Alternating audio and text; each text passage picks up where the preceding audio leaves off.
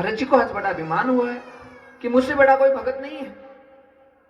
तो ठाकुर जी के पास में गए, नारायण नारायण कि प्रभु मैं आपकी इतनी भक्ति करता हूं, भजन करता हूं, लेकिन मैं आपसे एक प्रश्न पूछना चाहता हूं कि आप मुझे ये बताओ कि आपका सबसे प्यारा भगत कौन सा है। नारद जी को लगा कि मेरा नाम लेंगे ठाकुर जी। नारायण ने कहा कि मेरा जो सबसे प्यारा भगत है, एक भारतवर्ष में एक छोटा सा गांव है, उसमें एक बनिया है, वो बनिया मेरा सबसे परम मित्र है, वो परम सखा है मेरा, और वो मेरा सबसे प्यारा भगत है। नारद जी की जलन हो गई कि उस भगत का नाम कैसे, किस प्रकार से ले रहे, वो कैसी भक्ति करता है। मैं 24 घंटे सारे दिन भगवान का नाम मुख पे रखता हूं, आज नारायण को वो बढ़िया आज अच्छा क्यों लग रहा है। उसकी परीक्षा लेने के लिए, उसकी दिनचर्या देखने के लिए नारद जी आए। और वो करता क्या है महाराज, बढ़िया सुबह उठता है 4 बजे, उठ के 15-20 नाम गोविंद के लेता है, इतना ही लेता है। फिर स्नान कर लेता है, स्नान करके भगवान के दीपक जलाता है, उस समय और 15-20 नाम ले लेता है। और फिर दुकान पर जाता है, दुकान पे जैसे ही जाता है दुकान को प्रणाम करता है, उस समय 15-20 नाम और ले लेता है। दुकान में सारी व्यवस्थाओं को व्यवस्थित करता है, फिर भगवान के दीपक जलाता है, वहां पे 15-20 नाम और ले लेता है। नारद जी देख रहे हैं सब चीजों को।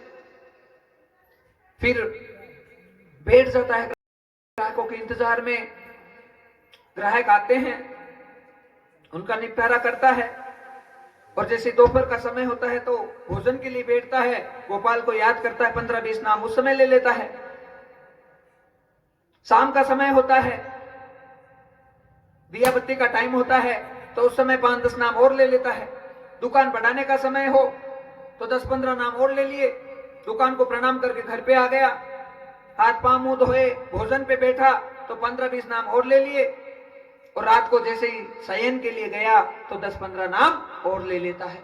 नारद जी ने सोचा कि पूरा मिलाकर बस कितना है, 150, 200, 300 भगवान के बस इतने ही भजन हो रहे, इससे ज्यादा नहीं हो रहे। अरे मैं सारे दिन भगवान का भजन करता हूं, नारायण को ये भगत क्यों प्रिय हुआ। नारद जी वापस आए नारायण के पास में कि प्रभु कैसी ये लीला है, मेरे समझ में नहीं आई, आपको बढ़िया कैसे प्रिय लगा। मैं उसकी पूरी दिनचर्या देख के, अरे वो तो गृहस्थी है, पूरे प्रपंच में उलझा हुआ है, वो अपने बच्चों को भी संभाल रहा है, अपनी बीवी को भी संभाल रहा है, हाँ, और ग्राहकों को भी संभाल रहा है, मोह माया में लगा हुआ है। और हम तो मोह माया से बहुत दूर है, सारे दिन तुम्हारे भजन करते हैं प्रभु, फिर हम तुम्हें क्यों अच्छे नहीं लगे, वो बढ़िया अच्छा क्यों लगा। ठाकुर जी ने क्या कहा और ये किया कि नारद मैं तुम्हें अभी आज्ञा दे रहा हूं, आदेश दे रहा हूं कि तुम्हें भी भारतवर्ष की परिक्रमा करके आने तो चले जाओगे। प्रभु आप आदेश देंगे तो मैं क्यों नहीं जाऊंगा, आप जहां भेजेंगे वहां जाने के लिए तैयार हूं। कहा जाओ, लेकिन ऐसे नहीं जाना, एक दीपक लेकर आओ। एक दीपक दिया है वो लेकर आए, उसे प्रज्वलित कर दे। कहा इस दिए को लेकर चलना है साथ साथ, और ये बुझ भी नहीं जाना चाहिए, और तुम्हें जो नाम चल रहा है अंदर वो भी छूटना नहीं चाहिए, दोनों चीजें साथ में चलनी चाहिए। नारद जी ने कहा ठीक है प्रभु। अब जैसे ही नारद जी आगे चलने लगे, थोड़ी सी हवा आई तो दीपक है वो बुझने लगा, और बुझने लगा तो उसे बचाने के लिए जैसे ही कोशिश हुई, पूरा ध्यान है उस दीपक पे गया तो नाम छूट गया। अब तो नारद जी परेशान होने लगे, प्रभु ये दोनों काम ऐसे मेरे से साथ में नहीं हो सकते। अरे नारद तू सारे दिन भगवान का नाम लेता है, 24 घंटा तू राम का नाम रखता है, लेकिन मैंने तुम्हें इतना छोटा सा एक काम बताया, उसे संभालने के चक्कर में तुमसे ये भगवान का नाम छूट गया। अरे वो बनिया कितना धन्य होगा जो अपने बच्चों को भी संभालता है, अपने परिवार को भी संभालता है, ग्राहकों को भी संभालता है, वो माया में भी रहता है, प्रपंच में भी है, लेकिन जब से उसका जन्म हुआ है तभी से मैं देख रहा हूं कि वो नित्य और निरंतर प्रवाह से जो उसने भक्ति का नियम बना रखा है वो तोड़ता नहीं है, गृहस्थ में रहकर भी वो भजन कर रहा है। इसलिए वो बनिया मुझे प्यारा है, वो बनिया मुझे प्यारा है।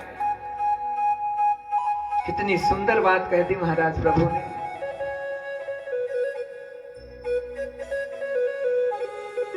सारे दिन ठाकुर जी का नाम निकले ना निकले ये कोई जरूरी वो बात नहीं है, सबसे बड़ी बात तो पवित्रता की है, अंदर कितनी पवित्रता हो रही है।